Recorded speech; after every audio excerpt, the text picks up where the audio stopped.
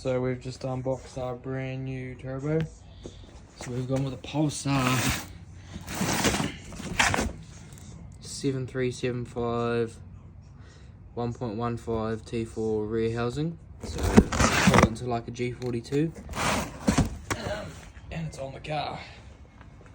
She takes up a lot of room, that's for sure. Sits in there quite nicely though. Did a wee bit of massaging on that strut toe down the front, but just working out to do the intercooler hosing. I've seen a lot of people run them up there and around like that, but I think it's not going to quite work with the setup.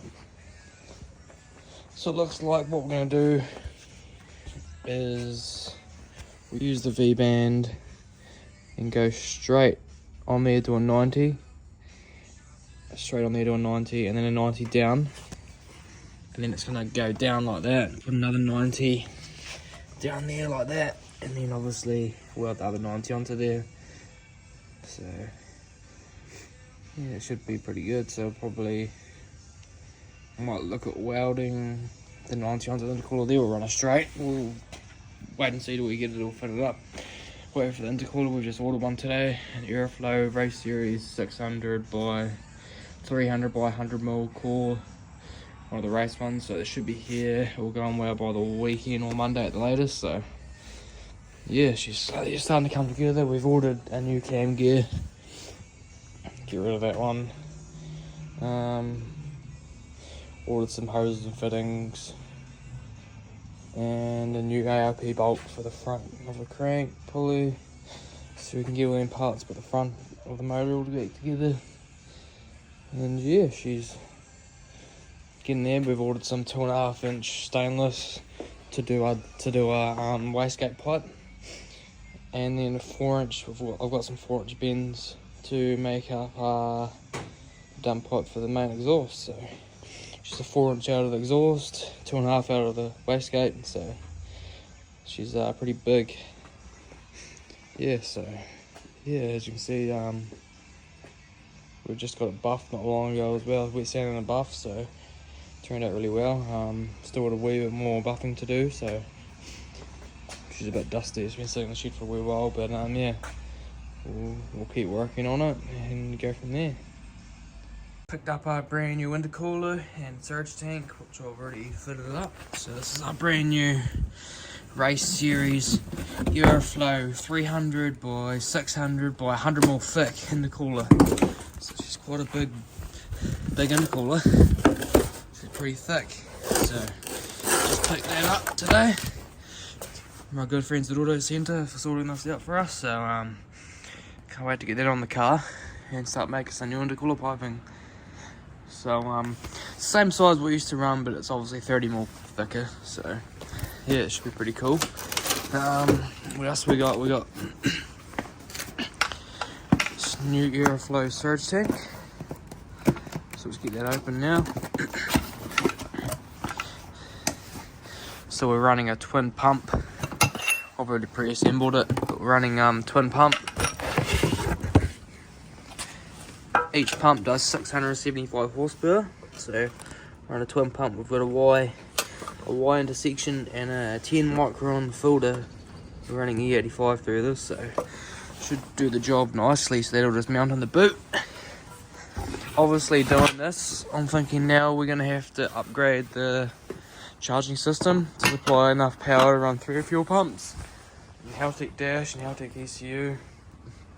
So we're probably going to get rid of this alternator and go to an LS alternator that Franklin Performance does a kit, so we'll probably have to order one of those in the next week or two. But yeah, it's starting to do the fuel system up now. So obviously we're going to run dash 8 fuel line throughout the whole car. Feed and return. So there's a whole heap more fittings and parts in there.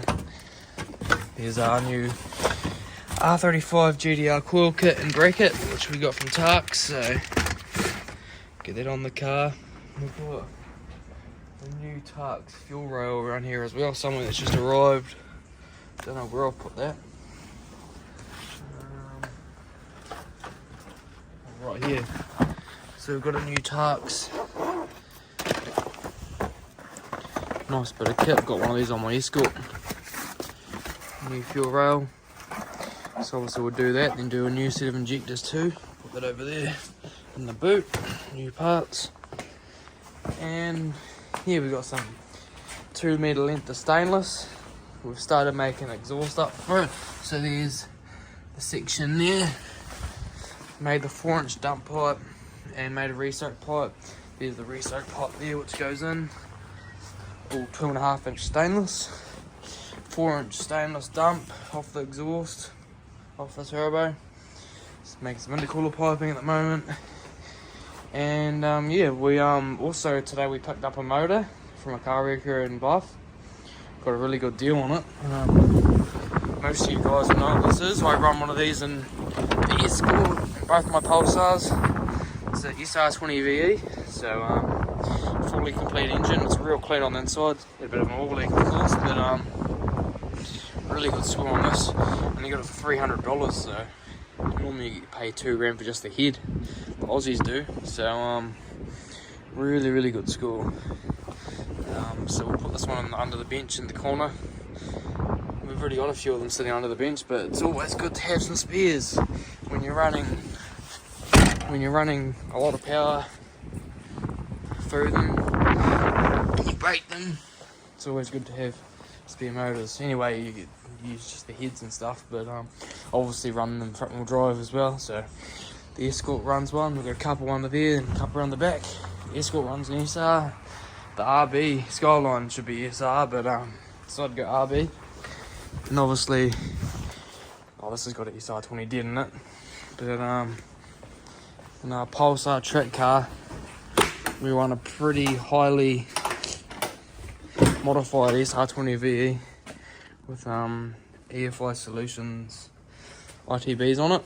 So we're just about to put this on the trailer, and I'm going to take it to work tomorrow and do a wheel line on it. Of course, I've just installed my new bottom arms I've just fabricated out of chrome woolly. So adjustable camber caster handle and remounted the tire end. So bit of camber. So I'll set the camber, the caster, and then the toe up tomorrow on the nice Hunter wheel light machine. So yeah, just put some nice adjustable roll centers in it, and she's nice and low now. So probably do a wee video tomorrow. I'm just doing the wheel arm on that, setting it up. Here's one of my old projects. I probably started that 5-6 years ago. This actually had the power plant, the Escort on there, and this started off.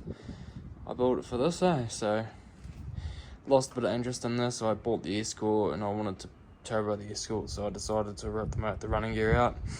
Did a full fucking pretty much restyle on this. Did wide body flares on the front and rear, as you can see there. Did a full paint panel, bucket seats, 4-link rear end coilovers. So I full linked it, and running R32 GTR front brakes on it, and yeah, did a lot of work to it. Then decided to give up, just to pretty much not give up, but one day I want to do it. I really want to pull the SR out and probably do a carby V8, like a wee 351 Windsor. Be the go. Put a cam in it. Nice high-rise intake. It's 850 double pumper. Be a cool wee weapon on the street. Just run behind probably a C4 auto. Yeah, so this will be one for another day. This will probably be a project once we start getting more content all sorted. We'll let you guys decide what we're gonna do. I'm a Ford guy, but I wouldn't mind doing an LS. But if the only reason I'd do an LS would be LS twin turbo. That would be the only reason I'd do an LS. Do a truck block, either 1 or 2 turbos. But there's a lot of room. Obviously, you run a turbo on each side, clean the engine bay up a bit. Yeah, that'd be a cool drag ute, street drag ute. Yeah, so yeah, we got some new parts today, obviously, so it'll give us a bit of work to do this weekend. Yeah, well, hopefully we're gonna get the radiator in and run it up this weekend, run the cams in properly, bed the piston rings in, get her nice and warm. So no doubt you see a video on that.